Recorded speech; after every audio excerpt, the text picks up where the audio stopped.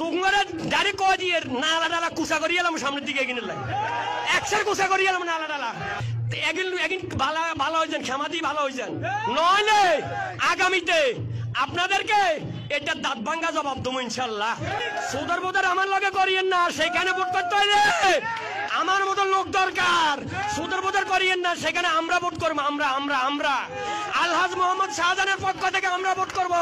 আমরা বলে দিয়ে গেলাম সংগ্রামী উপস্থিতি, বদমাইশি করুন।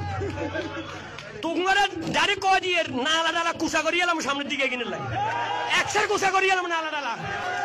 আর আপনাদেরকে আরেকটা কথা বলি, আমাদের নির্বাচনের আপনাদের সাথে আমাদের নেতৃবৃন্দ আপনাদেরকে বলবে, আপনারা আমাদের নেতৃবৃন্দের কথাগুলো শুনেন, কারণ আমরা আলহাজ মোহাম্মদ শাহজাহানের সৈনিক।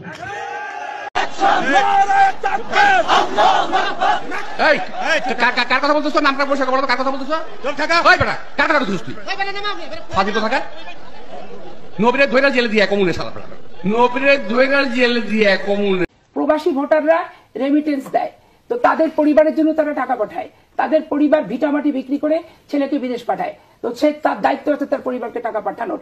তার জন্য বাংলাদেশের রাজনীতিতে অংশ দিতে হবে, ভোটার বানাতে হবে। কে বলছে? আগামী 19 তারিখ না বাইরে তাদের সম্মেলন, ঢাকা সমাবেশ, প্রতি ঘরে প্রত্যেকটা ঘরে শপথ সেক্রেটারি আছেন, খালি দেখে রাখবেন কেন যায় চিহ্নিত করবেন। কারোর কিছু বলার প্রয়োজন নাই, সময় একদিন আসবে, কারণ সিটে একটা পাবেন আমার কোনো যুদ্ধ নাই। আটঘরিয়ার কোন মসজিদে জামাতের কোন ইমাম কোন মুয়াজ্জিন আযান দিতে পারবে না, জামাতের কোন ইমাম ইমামতি করতে পারবে না। বিএনপি যদি মনে করে জামাত রাজাকার এই দল বাংলাদেশে রাজনীতি করতে পারবে না, তাহলে আপনারা রাজনীতি করতে পারবে না, এটাই বাস্তবতা। আবার আমাদের গাড়ির উপর জনগণের ভোট ছাড়া যদি আপনারা ডিসেম্বরের পরে ক্ষমতা থাকতে চান, তাহলে কিয়ামতের আগে যদি কিয়ামত আপনারা যারা দেখতে চান বাংলাদেশে আমরা ঘটাই দিব।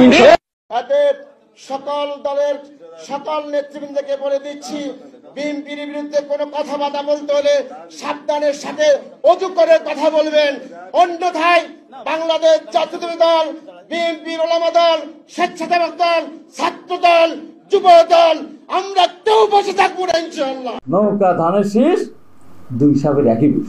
এই স্লোগান যে যেখানে দিবে, ধরে হাতের কাছে দা, কুড়াল, চাকু যা থাকবে ধরে কেটে ওর জিব্বা কেটে দিয়ে কালো কুত্তা দিয়ে খাওয়া যায়, মামলা আমার নামে হবে।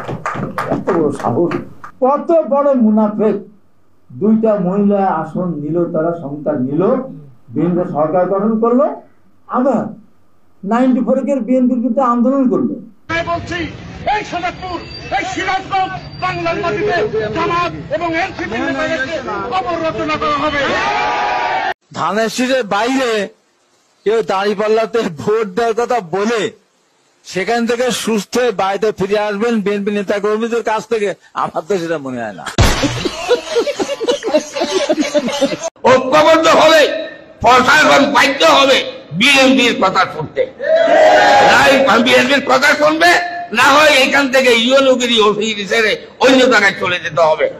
তাদেরকে আর সুযোগ দেওয়া যাবে না, অনেক সুযোগ দিয়েছি, এখন আর সুযোগ দেওয়ার সময় নাই।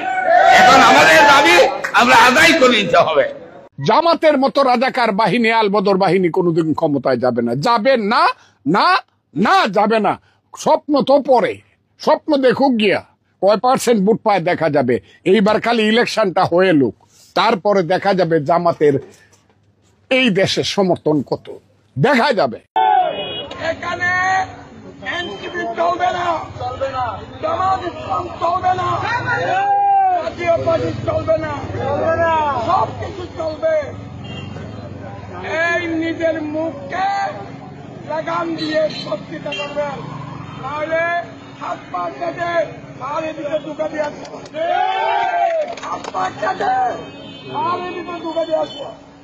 সোজা কথা বলে দিলাম, আমার ভোট আমি দেব, জাতীয় পার্টি তাকে দেব, এটা কিন্তু পরিবর্তন করতে চাই। চট্টগ্রামের মাটিতে এই স্লোগান আমরা বাস্তবায়ন হতে দেব না। নতুন করে একটা স্লোগান আমরা করব। আমি প্রথম বলবো, আপনারা সবাই আমার সাথে পরে চিৎকার দিয়ে আপনারা বলবেন, স্লোগানটা শুনুন। স্লোগানটা আগামী দিনে এভাবে হবে, চট্টগ্রামে এভাবে হবে স্লোগানটা। এই স্লোগানটা হবে, আমার ভোট আমি দেব বিএনপিকে দেব। কি বলছি? বিএনপিকে দেব। আমার ভোট আমি দিব ধানের শীষকে দেব। আজ থেকে আপনারা এই স্লোগানটা দেবেন, আর কোনো স্লোগান নাই। আমার ভোট আমি দেব, যাকে খুশি তাকে দেব। এটা চট্টগ্রামে কোনো সুযোগ নাই।